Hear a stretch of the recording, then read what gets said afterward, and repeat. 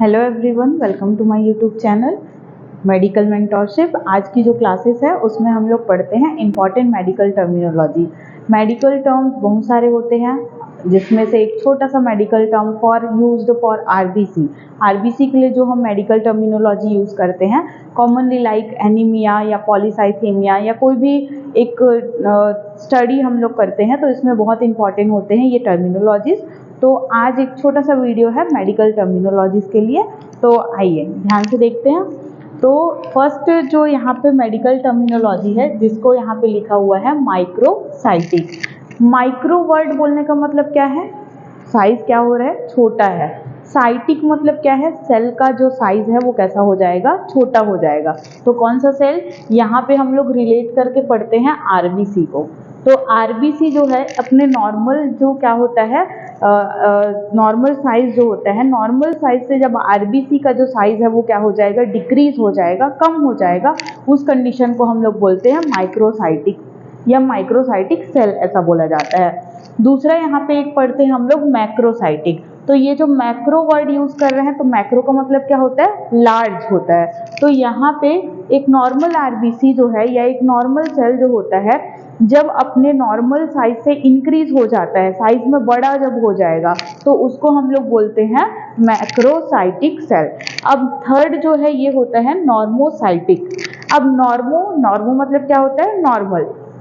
तो जब किसी सेल का साइज जो है वो नॉर्मल होता है या कोई भी चेंजेस उसमें नहीं होता है, तो उसको हम बोलते हैं नॉर्मोसाइटिक सेल। तो यहाँ पे तीन मेडिकल टर्म्स आपको मिलेगा।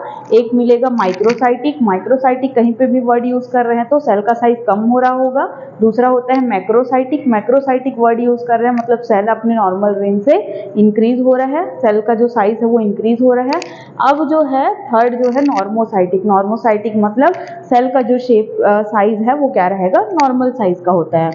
दूसरा यहाँ पे देखते हैं हम लोग हाइपोक्रोमिक। यहाँ पे एक वर्ड लिखा हुआ है, तो हाइपो इसका मतलब क्या हो जाएगा? कम होना। और क्रोमिक इसका मतलब क्या होता है? कलर।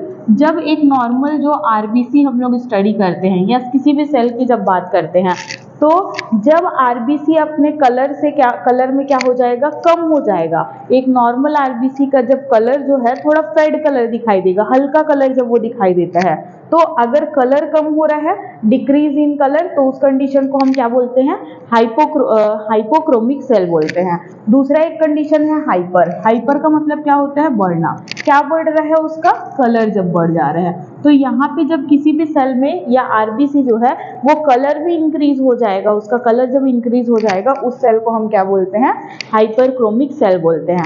अब थर्ड जो है ये होता है नॉर्मोक्रोमिक। नॉर्मो मतलब क्या होता है? नॉर्मल। कभी भी नॉर्मो वर्ड यूज किया जा रहा है, इसका मतलब क्या है? नॉर्मल। तो नॉर्मल क्रोमिक मतलब क्या हो जाएगा? कलर। तो जब आरबीसी नॉर्मल कलर में अपने नॉर्मल जितना होता है उतने में ही रहेगा तो उसको हम बोलते हैं नॉर्मोक्रोमिक सेल बोलते हैं।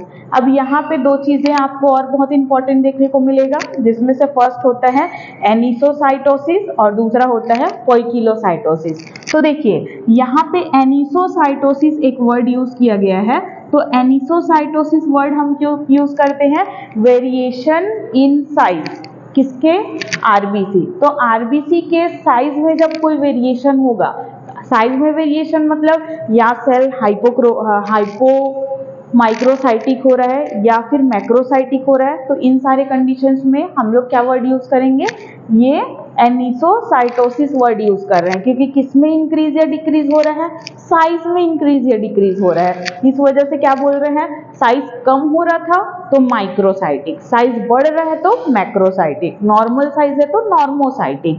तो यहाँ पे एनिसोसाइटोसिस का मतलब होता है variation in size of RBC. दूसरा यहाँ पे यूज करते हैं पोइकिलोसाइटोसिस। तो पोइकिलोसाइटोसिस जो वर्ड यूज कर रहे हैं, तो पोइकिलोसाइटोसिस का मतलब क्या होता है?